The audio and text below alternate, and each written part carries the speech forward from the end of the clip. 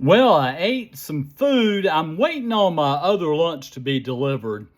And I didn't see my lady downstairs that said she was going to cut my hair. So I don't know.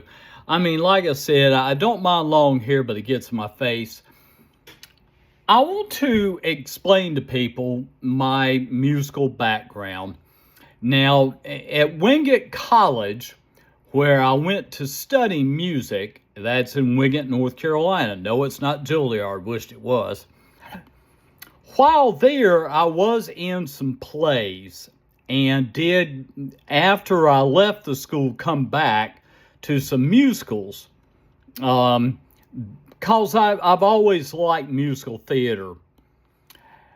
Now, I was majoring in performing arts. My mother wanted me to be a teacher of music. I wanted to perform. My first vocal lessons were when I was 18 years old. I have had 7 accomplished singers as my instructors in lessons. I really searched out voice. That was my craft. I played saxophone in elementary school and all through Hargrave Military Academy, which I'll get to, but I'm a singer. That's what I've trained to do. And some people just take lessons and then they go on to be singers. Me, I took it from different people because I got an idea from different people. Let's see. When I attended a community college in Charlotte, North Carolina, and took an elective singing in a choir and solos, my instructor told me about Myers Park Presbyterian Church, which is an affluent church here in Charlotte that has a lot of very, very wealthy people. She told me that they were looking for a section leader in the chancel choir.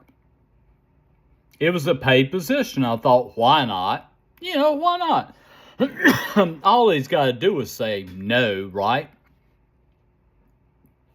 I remember driving in a very nice, beautiful, rich neighborhood. You got to see Myers Park. Old money in Myers Park. And it was a beautiful, rich neighborhood. When I saw the church, was amazed by its beauty. As I walked into the church, the choir director met me, and we went to a room with a piano.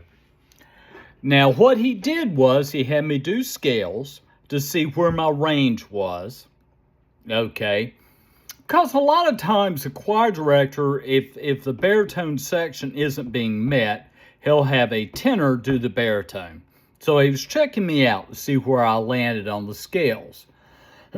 I did tonal memory, and basically tonal memory, he would play notes, then he would say, okay, we're going to wait a little while and I'll ask for you to sing these back. And so he's talking to me, tell me about the position and everything. He says, okay, can you send me the notes back? A piece of cake. I sang every note that he played. Okay, then he did sight reading. Sight reading, I got better while I sang at Myers Park Presbyterian Church because I learned more about sight reading. My 2 weaknesses at Wingate College was music theory and sight reading. But I got good at sight reading after a while. The other thing he did is have me sing a piece. I don't remember what piece I sang. It was something that a teacher had given me that I had sang during a recital. And I thought that would be pretty cool to sing for him. So I was hired by Myers Park Presbyterian Church. Did that for about 12 years. I learned so much while in the choir. I don't know what this is coming through.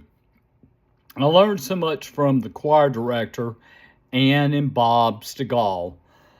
And pardon me, guys, I'm coughing like crazy today. So, in Charlotte, in neighborhoods, I became very, very fond of all artists. All artists. People who painted, sculptors,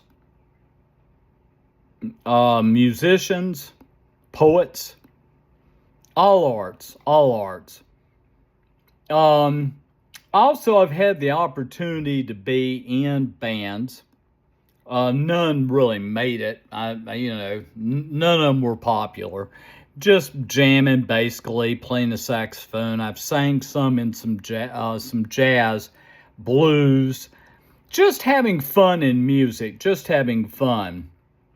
Just having fun. And that kind of gives you an idea of my musical background. Music has been my life forever. At 69 now, I try to help young artists to hone their craft. I always say in the voice, it's two things. One is diaphragm, breathing, and not straining. To really be a good singer, you cannot tighten up your throat while you're singing. You just can't do it. And there's a lot of rock and roll guys that have nodes on their vocal cords because of that.